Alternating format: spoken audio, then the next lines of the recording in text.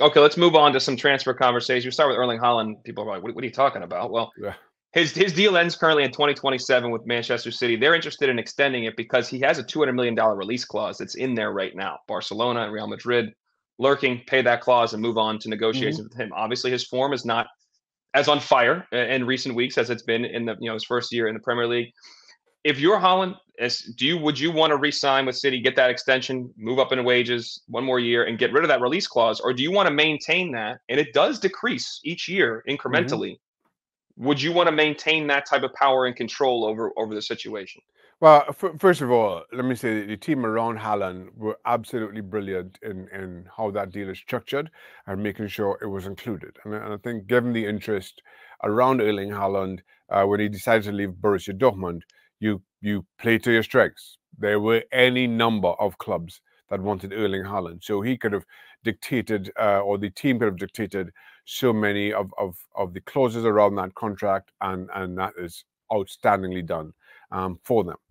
No, and again, there are two sides to this sword, as it were. Manchester City right now, and as far as you can see, will be competing at the highest level of European football, without question.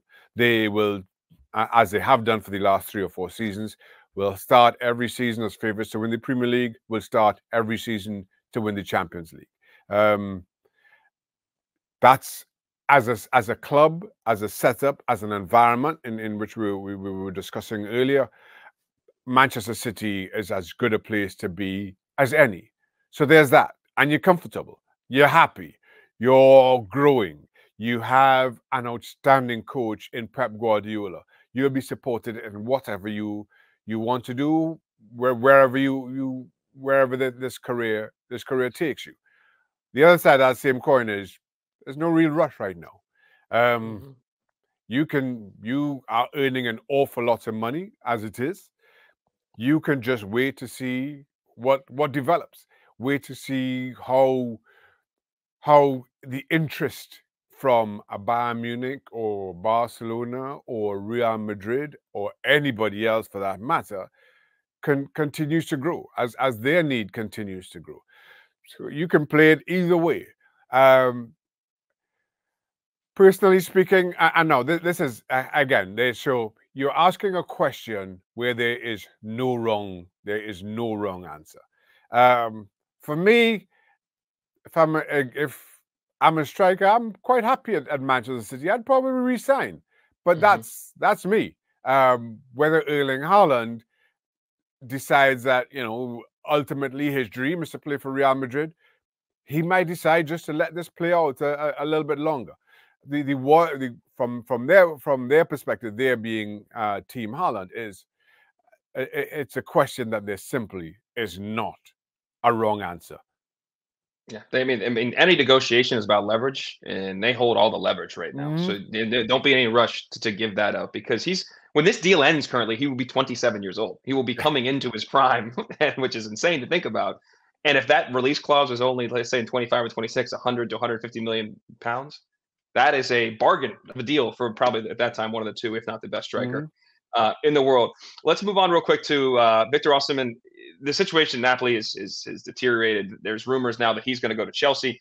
Napoli has struggled. There's rumors that Antonio Conte may take over that post, and that how they play would be completely different. So, if you're Osimhen, do you want to come to Chelsea? And is that, we know Chelsea needs goals? Is he Hmm. the answer for them? Like, is this where they need to be in January? Is this a mutual beneficial thing here? If I'm Victor Osimhen, I'm and the exit doors open in January. Right now, I'm not sure Chelsea's the club I want to go to.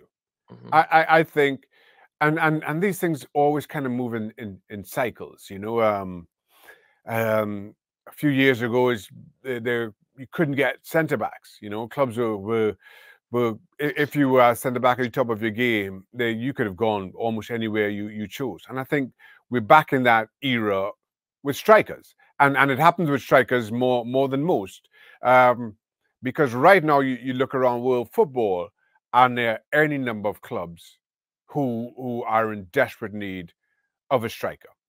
If you want to continue looking in English football, Manchester United, yes, they have Haaland, but I think Osimhen is in a different category, whether you there are any number of clubs that you absolutely can go to, and that's just if we're just looking at English football. Never mind Chelsea. There are any number of clubs in a better position that you can go to. If you start to look further afield, we can talk Real Madrid. Lewandowski is there at Barcelona, and I don't see him moving for another couple of seasons, albeit he's quickly closing in on 35, but this January coming might be a little bit too soon for him. I think there are any number of suitors better positioned than Chelsea Football Club. And Osimhen is a highly sought after talent. So while Chelsea may have the money, while Chelsea may be willing to pay him more than most, I'm not sure that's a good fit right now for Victor Osimhen. So I'd wait and see. And yes, and while Osimhen has kind of he loves Napoli as a city, but the missteps by the football club have just been absolutely ridiculous over the last couple of weeks. And you can understand that if he is now just frustrated with it all, personal and professional missteps, let me add. You can understand if he's frustrated with it all and is now considering an exit.